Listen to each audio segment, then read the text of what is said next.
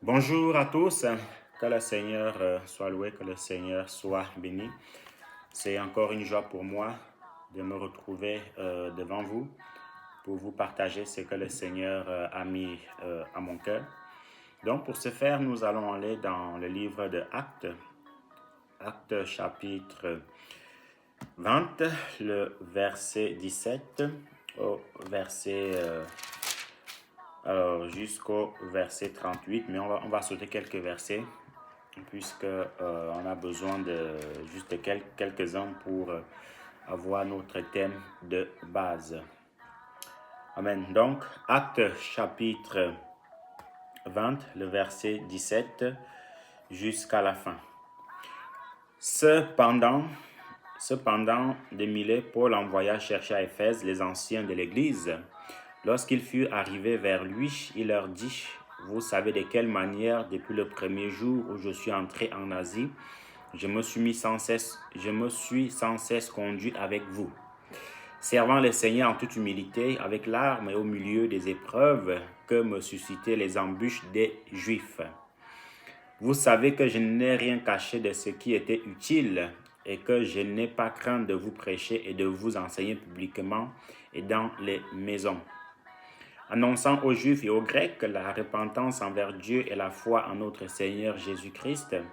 Et maintenant, voici, lié par l'Esprit, je vais à Jérusalem, ne sachant pas ce qui m'y arrivera. » Verset 23. Seulement de ville en ville, l'Esprit Saint m'avertit que des liens et des tribulations m'attendent. Mais je ne fais pour moi-même aucun cas de ma vie, même si elle m'était précieuse, pourvu que j'accomplisse ma course avec joie et le ministère que j'ai reçu du Seigneur Jésus, d'annoncer la bonne nouvelle de la grâce de Dieu. Et maintenant, voici, je sais que vous ne verrez plus mon visage, vous tous au milieu desquels j'ai passé en prêchant le royaume de Dieu. C'est pourquoi je vous déclare aujourd'hui que je suis pur du sang de vous tous, car je vous ai annoncé tout le conseil de Dieu sans rien vous cacher. Car je vous ai annoncé tout le conseil de Dieu sans en rien cacher. C'est très important ce verset. Prenez donc garde à vous-même et à tout le troupeau sur lequel le Saint-Esprit vous a établi évêque pour paître l'Église du Seigneur qu'il s'est acquis par son propre sang. Nous continuons. Je sais qu'il s'introduira parmi vous, après mon départ, des loups cruels qui n'épargneront pas le troupeau, et qu'il s'élèvera du milieu de vous des hommes qui enseigneront des choses pernicieuses pour entraîner les disciples après eux. Veillez donc, vous souvenant que durant 3 années, je n'ai cessé nuit et jour d'exhorter avec larmes chacun de vous. Et maintenant, je vous recommande à Dieu et à la parole de sa grâce, à celui qui peut édifier et donner l'héritage avec tous les sanctifiés. Je n'ai désiré ni l'or, ni l'argent, ni les vêtements de personne. Vous savez vous-même que ces mains ont pourvu à mes besoins et à ceux des personnes qui étaient avec moi. Je vous ai montré de toute manière que c'est en travaillant ainsi qu'il faut soutenir les faibles et se rappeler les paroles du Seigneur qui a dit lui-même: « Il y a plus de bonheur à donner qu'à recevoir. » Après avoir ainsi parlé, il se mit à genoux et pria avec eux tous. Et tous fondirent en larmes et se jetant au cou de Paul. Et ils l'embrassaient, affligés sur tout ce qu'il avait dit, qu'ils ne verraient plus son visage. Et ils l'accompagnèrent jusqu'au navire.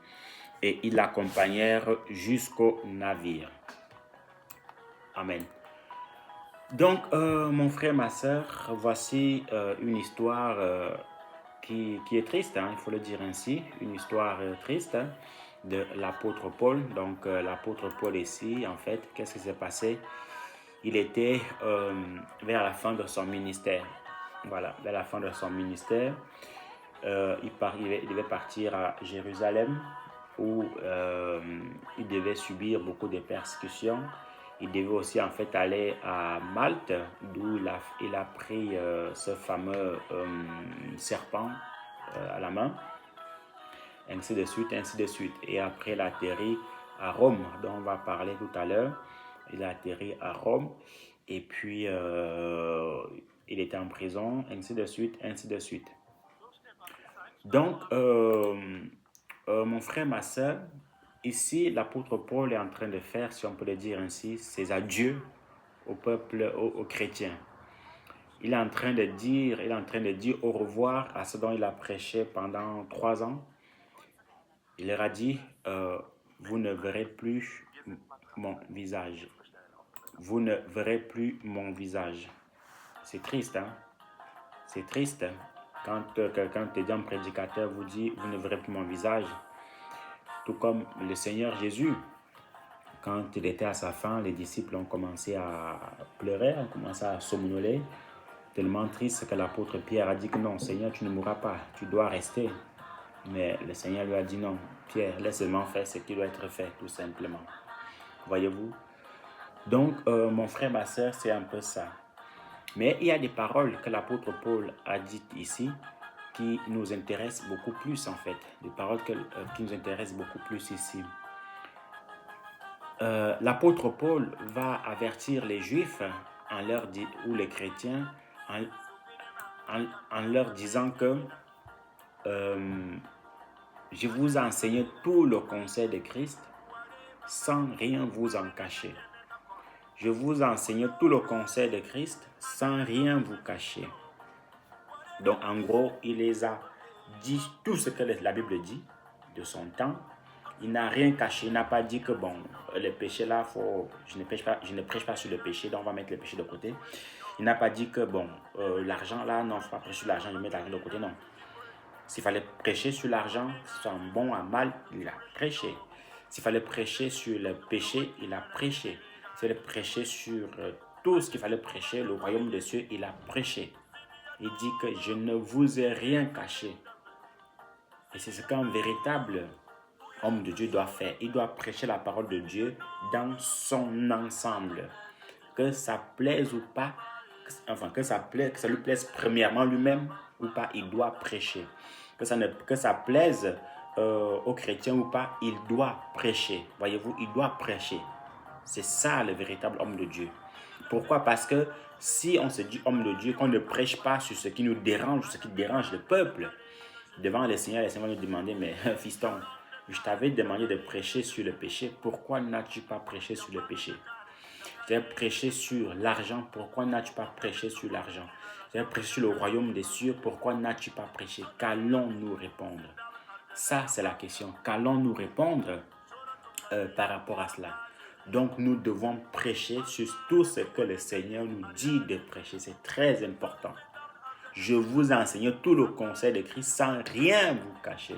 Sans rien vous cacher. Ne cachons rien au peuple du Seigneur. Ne cachons rien aux enfants de Dieu.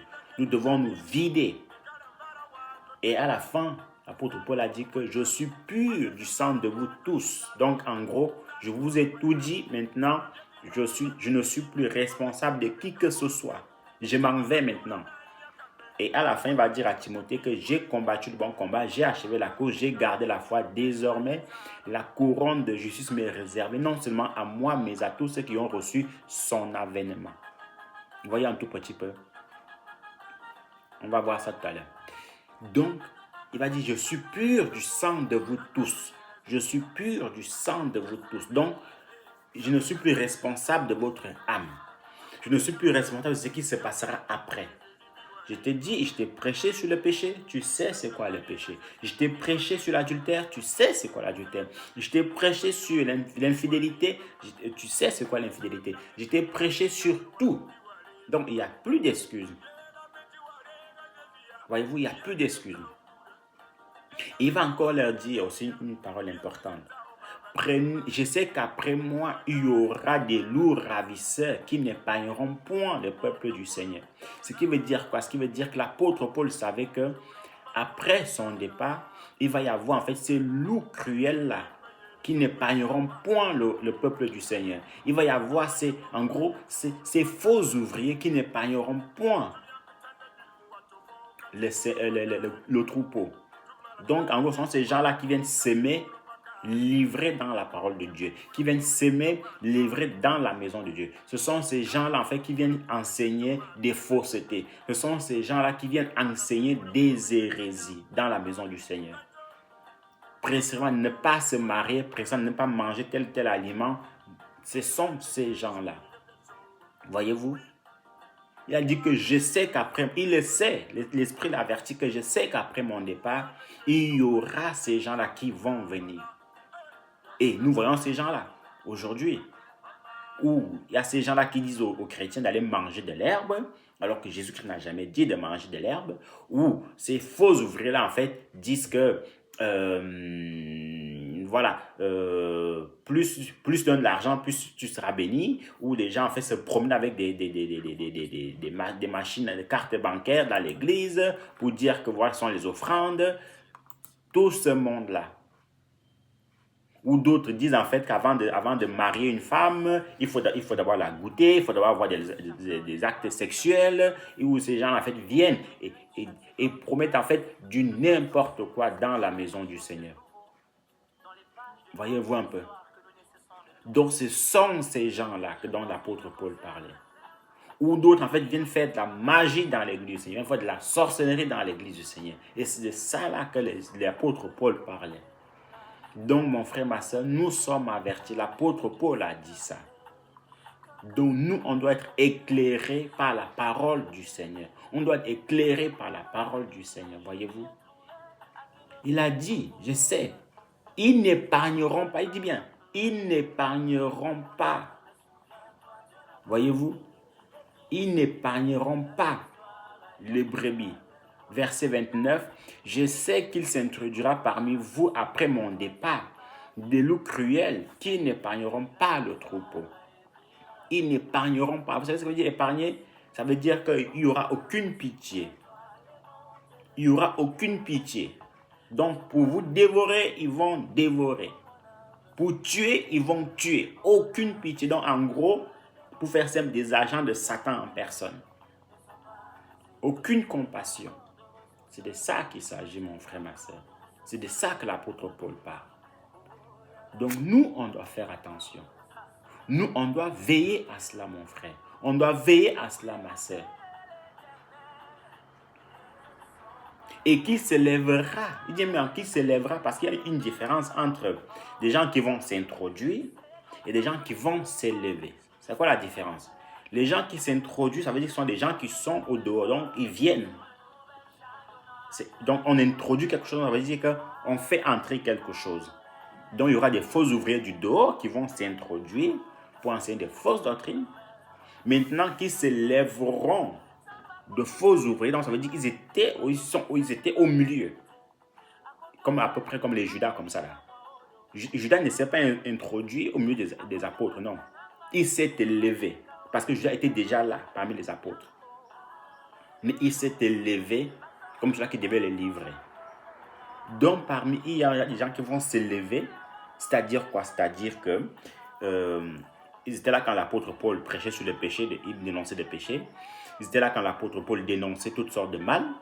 Ils étaient là quand l'apôtre Paul combattait. Mais pour eux, ni vu ni connu. En gros, ce sont des Démas. Vous connaissez Démas? Démas, c'était quelqu'un qui marchait avec l'apôtre Paul, qui mangeait avec l'apôtre Paul, qui voyait les miracles de l'apôtre Paul, qui voyait les guérisons de l'apôtre Paul, du Seigneur au travers de l'apôtre Paul. Démas, c'était en gros Judas comme avec Jésus.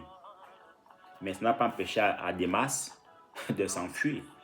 Ça n'a pas empêché à Démas de se perdre. Parce que l'apôtre Paul dit dans le livre de Timothée que « Viens au plutôt vers moi, parce que Démas m'a abandonné pour l'amour du siècle présent. » Démas m'a abandonné pour l'amour du siècle présent. Démas a abandonné l'apôtre Paul pour l'amour du siècle présent. En gros, pour les choses de ce monde, pour faire simple, en français courant. Pour les choses de ce monde. Voyez-vous? Donc, voilà ce genre de personnes. Voyez-vous? Donc, ce sont ces genres de personnes dont l'apôtre Paul nous parle ici. Ils se lèveront. Vous savez, nous sommes à l'église, hein? Ce n'est pas tout le monde qui est converti, mon frère et soeur. Non.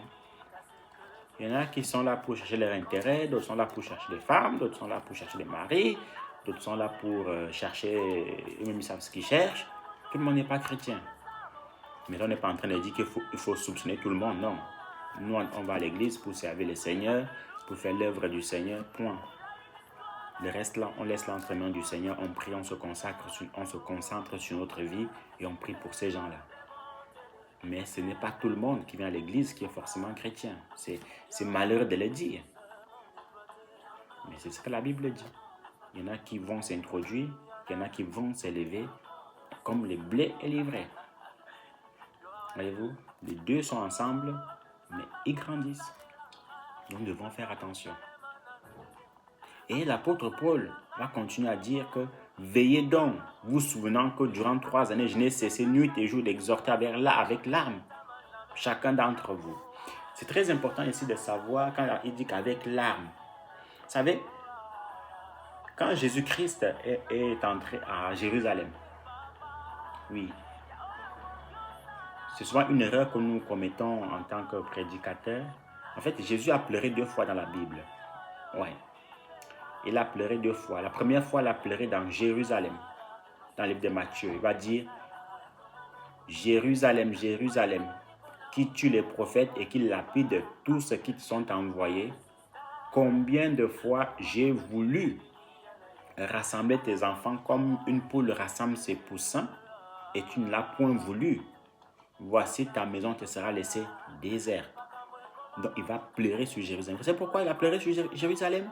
C'est parce que Jérusalem en fait était une ville qui était vraiment connue pour tuer les prophètes.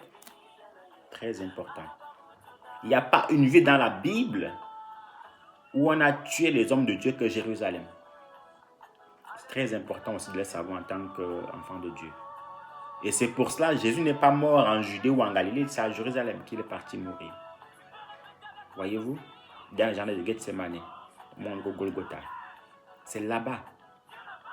Et même si vous écoutez, il y a des vidéos qui montrent comment est-ce que les apôtres sont morts, les 12 apôtres sont morts, et la majorité sont morts à Jérusalem. On les a tués à Jérusalem.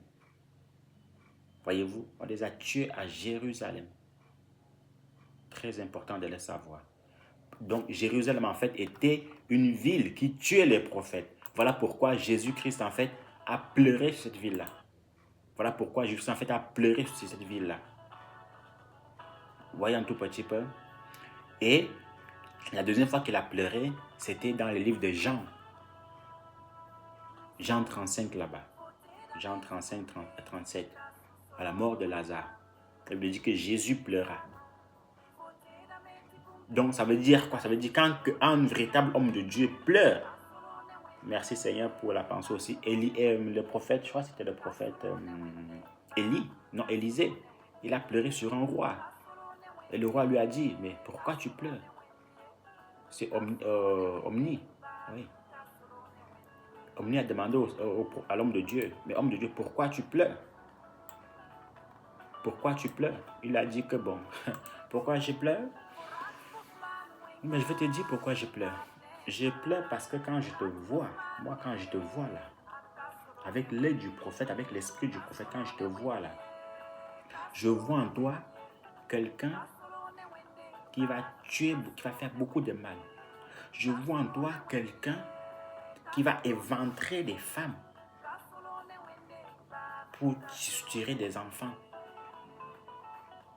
Parce que je vois en toi tout le mal que tu vas faire au peuple d'Israël, au peuple de Juda.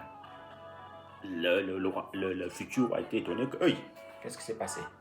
Moi, je vais faire ça. Il a dit, oui, tu vas faire ça. En gros, quand on pleure sur quelqu'un, ça veut dire que c'est grave. Surtout quand c'est un homme de Dieu. C'est grave. Quand un homme de Dieu pleure sur quelqu'un, ça veut dire que son cas est grave. Très, très grave. Jésus a pleuré sur Jérusalem. Et je vous ai dit pourquoi il a pleuré sur Jérusalem. L'apôtre Paul est en train de pleurer sur les gens-ci parce qu'il sait que beaucoup ne tiendront pas après tout le travail qu'il a fait. Donc si un homme de Dieu pleure sur quelqu'un ou pleure sur quelque chose, n'oublions pas que c'est extrêmement grave. Voyez-vous? Encore parfois, si un homme de Dieu pleure sur toi, il faut te ressaisir. Voyez un tout petit peu. Donc en avançant, l'apôtre Paul va pleurer parce qu'il va se dire, mais après tout le travail que j'ai fait pendant 3 ans, beaucoup vont s'en éloigner, beaucoup vont s'en écarter. Voyons un tout petit peu. Et maintenant, je vous recommande à Dieu et à la parole de sa grâce, à celui qui peut édifier et donner l'héritage avec tous les sanctifiés. Après, voilà, je n'ai désiré ni l'or ni l'argent de personne. Vous savez que mes mains ont prouvé mes propres besoins. Donc, l'apôtre Paul est en train de nous encourager à travailler, même en tant qu'homme de Dieu, à avoir une activité. Voyons un tout petit peu. Et tous fondirent en larmes. Et tous fondirent en larmes après ces paroles-là. Donc, comme on disait avant, il va partir à Rome. Il va partir à Rome. Il va aller, on va l'emprisonner à Rome. Et bon, c'était quand même une prison assez cool, il faut le dire ainsi, puisque voilà, il n'était pas tapé, on ne le tapait pas, machin, truc comme ça. Et comme il avait un peu plus de temps, il a écrit en fait la plupart des épîtres que nous voyons, Timothée, donc 1 Timothée, 2 Timothée, Tite, ainsi de suite, ainsi de suite. Et la Bible, les recherches, les historiens disent en fait que c'est comment il s'appelle encore ce monsieur-là, le roi, j'oublie son nom, voilà, Néron, voilà, c'est le roi Néron qui l'a tué. Et je précise en fait que c'est ce même roi Néron-là qui a tué l'apôtre Pierre. Voilà. Qui a tué l'apôtre Pierre, qui a persécuté les chrétiens avec une main de fer. Et qui a aussi, je pense que c'est encore lui, qui a brûlé le temple. En fait, qu'est-ce qui s'est passé? Bon, il y a plusieurs versions, ainsi de suite, mais voici une de ces versions-là. C'est que pendant que les Romains, vous savez qu'il y avait une guerre atroce entre les Romains et les Juifs. Les Romains voulaient vraiment en fait dominer le monde, ils voulaient encore asseoir leur domination. Et c'est pour cela, quand Jésus-Christ en fait est venu,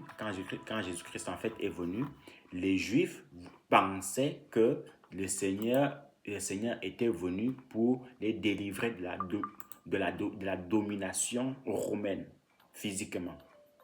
Oui. Donc ils pensaient que c'était le but du Seigneur Jésus-Christ en venant sur terre. Mais Jésus lui est venu en fait pour un autre, certes pour délivrer les Hébreux, mais pas de manière physique. Donc, en gros, pour revenir à l'histoire, c'est qu'il y avait une guerre. Entre les Romains à Jérusalem, si mes souvenirs sont bons. Et vous savez, à l'époque, hein, ils avaient des flambeaux, des flambeaux avec du feu pour éclairer et tout ça. Et le flambeau d'un soldat est tombé et ça a embrasé, ça commence en fait à embraser une partie et du coup ça a pris feu, le feu a pris quasiment partout. Et qu'est-ce qui s'est passé? Néron, connaissant la vérité, il a beaucoup plus accusé les chrétiens, il a dit que ce sont les chrétiens qui sont la base de cela et il a encore soulevé le peuple pour qu'on persécute encore les chrétiens, pour qu'on les tue encore, les massacre encore davantage. Et là il a tué l'apôtre Pierre, voilà, donc il a tué l'apôtre Pierre en le clouant la croix et tête en envers, parce que l'apôtre Pierre, il a dit que je ne suis pas digne de mourir comme mon roi, mon Seigneur. Jésus-Christ lui est mort la tête en haut, lui il a dit que non, moi je veux mourir la tête en bas, voyez-vous. Donc, il a profité de cette occasion-là pour persécuter, pour tuer encore l'apôtre Pierre. Et quelques temps après, à Rome, il a fini avec l'apôtre Paul. Vous voyez un tout petit peu.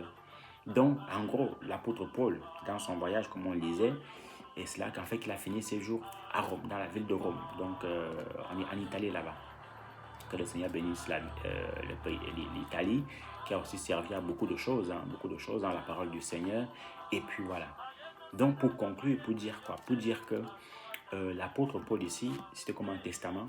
Il a averti les chrétiens, il a dit que bon, j'ai tout fait, j'ai tout dit.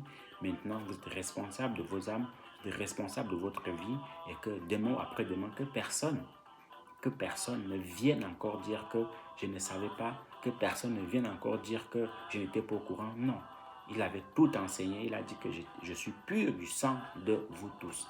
Donc nous, en tant que prédicateurs, nous devons être purs du sang de tous les chrétiens. Nous devons tous les enseigner sans rien en cacher.